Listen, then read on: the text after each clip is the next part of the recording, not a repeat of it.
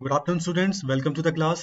आज के इस वीडियो में हम आइसोटोप्स और आइसोबार्स के बारे में समझेंगे। इनके बीच में क्या डिफरेंस है इसको समझेंगे। चलिए आगे बढ़ते हैं। सबसे पहले एटम को समझ लेते हैं, एटम के स्ट्रक्चर को समझ लेते हैं।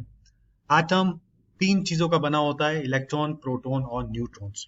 इलेक्ट्रॉन नेगेटिवली चार्ज होते हैं जो कि न्यूक्लियस के अराउंड रिवॉल्व कर रहे होते हैं, जबकि न्यूक्लियस के अंदर प्रोटॉन और न्यूट्रॉन्स होते हैं।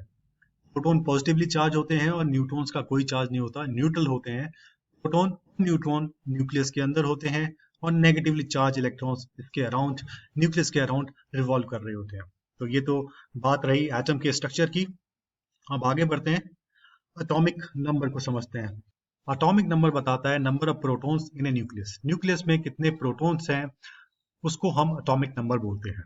आगे बढ़ते हैं, एटॉमिक मास नंबर या atomic mass, total number of protons and neutrons inside the nucleus. Atom के न्यूक्लियस में कितने प्रोटॉन हैं और कितने न्यूट्रॉन्स हैं, इन दोनों को जोड़ के जो वैल्यू आती है उसको हम एटॉमिक मास नंबर बोलते हैं। एटॉमिक नंबर कितने प्रोटॉन्स हैं न्यूक्लियस के अंदर, एटॉमिक मास नंबर या एटॉमिक मास कितने प्रोटॉन प्लस कितने न्यूट्रॉन्स हैं एटम के न्यूक्लियस के अंदर। फाइन स्टूडेंट्स, अब आगे बढ़ते हैं। Nomenclature of writing atomic number and atomic mass of an element. किसी भी एलिमेंट को किस तरीके से लिखा जाता है, उसका एटॉमिक नंबर और एटॉमिक मास किस तरीके से लिखा जाता है। यहाँ पे केमिकल नेम आता है बीच में एलिमेंट की जगह, और ऊपर जो सुपरस्क्रिप्ट है लेफ्ट हैंड साइड वहां पे एटॉमिक मास लिखा जाता है।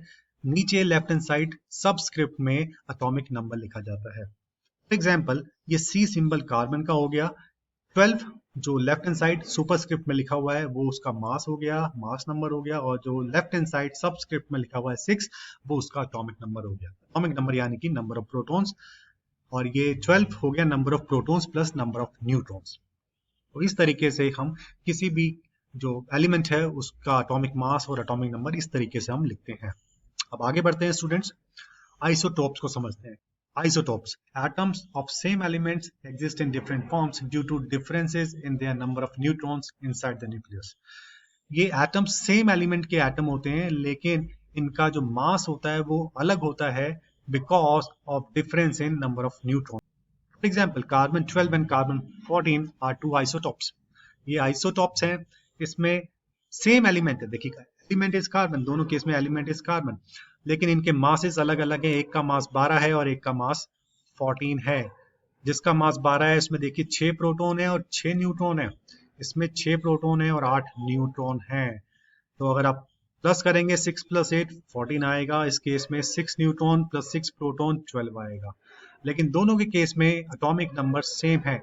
सेम एटॉमिक नंबर मींस ये सेम एलिमेंट है, दैट इज कार्बन।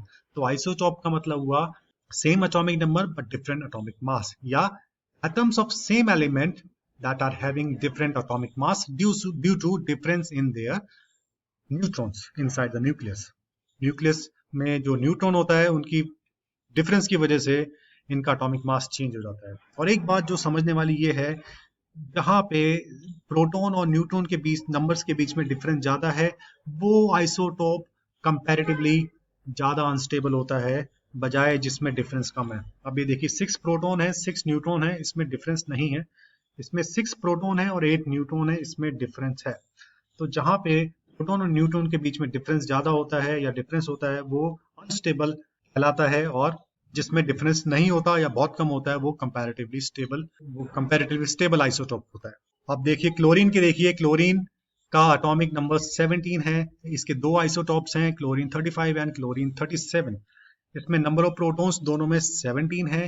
एक इस केस में नंबर ऑफ न्यूट्रॉन्स 18 है और दूसरे वाले आइसोटोप के केस में नंबर ऑफ न्यूट्रॉन्स 20 है।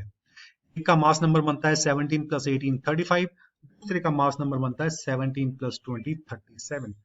Atomic number is same atomic number means same element but mass is different. एक का 35 दूसरे का 37।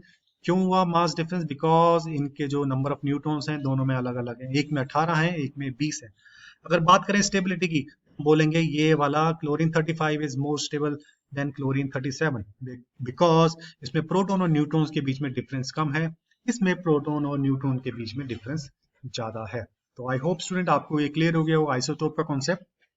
आगे बढ़ते हैं, आइसोबार समझते हैं। when two different element have the same atomic mass. इसमें एलिमेंट डिफरेंट है लेकिन इनका अटोमिक मास सेम है. फॉर एग्जाम्पल आर्गन, के से पोटेशियम और कैल्शियम, इन सब के आप देखेंगे mass number 40 40 40 left hand side superscript, लेकिन इनका अटोमिक नंबर अलग है. 18 है पोटेशियम का, 19 और कैल्शियम का 20. एटॉमिक नंबर के डिफरेंस की वजह से ये एलिमेंट पूरे बदल गए, एक आर्गन बन गया, एक पोटेशियम और एक कैल्शियम. अब आर्गन में नंबर ऑफ प्रोटॉन्स 18 है, नंबर ऑफ न्यूट्रॉन्स 22 है, टोटल मास नंबर बना 22 प्लस 18 40. पोटेशियम के केस में नंबर ऑफ प्रोटॉन्स 19 है और नंबर ऑफ न्यूट्रॉन्स 21 है, टोटल मास नंबर बना 21 प्लस 19 40. सिमिलरली कैल्शियम के केस में प्रोटॉन्स 20 हैं, न्यूट्रॉन्स भी 20 हैं, तो ये मास नंबर बना 20 प्लस 20 40. अलग अलग एलिमेंट्स हैं लेकिन इनका मास नंबर सेम है. जिस केस में एलिमेंट्स अलग हो लेकिन मास नंबर सेम हो वो आइसोबार. तो स्टूडेंट्स आई होप ये भी आपको क्लियर हो गया होगा. अब इसको समराइज कर लेते हैं. एटॉमिक नंबर क्या होता है? Number of protons inside the nucleus. Atomic mass is the total number of protons and neutrons inside the nucleus. Atomic mass क्या होता है? Total number of neutrons plus protons inside the nucleus. इन दोनों को जोड़ के जो नंबर आता है उसको हम मास नंबर बोलते हैं. Isotopes are the atoms of same element, यानी कि सेम एटॉमिक नंबर होता है पर उनका एटॉमिक मास डिफरेंट होता है. और फाइनली आइसोबार्स क्या होते हैं? Are the atoms of different element. Different atomic number होता है लेकिन उनका एटॉमिक मास सेम होता है, जैसे पोटेशियम, कैल्शियम, आर्गन हमने अभी डिस्कस किया. आई होप स्टूडेंट्स ये क्लियर हो गया होगा. अब एक छोटी सी क्विज है, उसको आप अटेंड कीजिए, आंसर्स आप देख सकते हैं. पहला, chlorine 35 and chlorine 37 are isotopes. Is the statement true और फॉल्स? दूसरा, chlorine 35 and calcium 40 are isobars. क्या ये स्टेटमेंट ठीक है या गलत, ही आपको बताना है. And your time starts now. The answers are. तो आई होप स्टूडेंट्स आपको ये कॉन्सेप्ट समझ आ गया होगा आइसोटोप्स और आइसोबार्स का. अगर आप चाहते हैं मैं आपके लिए और इंटरेस्टिंग वीडियो लेके आऊं तो काइंडली सब्सक्राइब करें आप मेरे चैनल को. Till then, good bye, thank you very much and have a nice day.